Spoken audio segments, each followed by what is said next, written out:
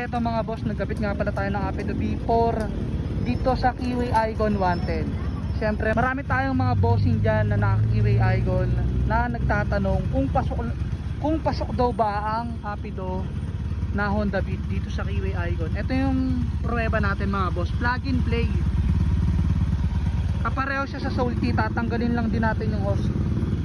Ayan, plug and play lang to mga boss ha. Hindi na yung pinaritubo, as in sinalpak lang yan. So ito, sound check natin.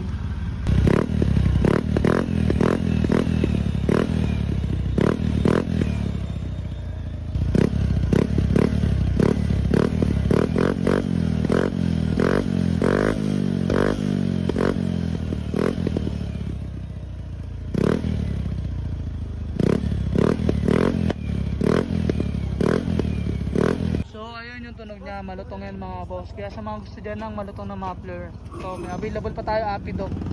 Kaya mga boss, pwede kayo mag check out yan sa ating Yellow Basket.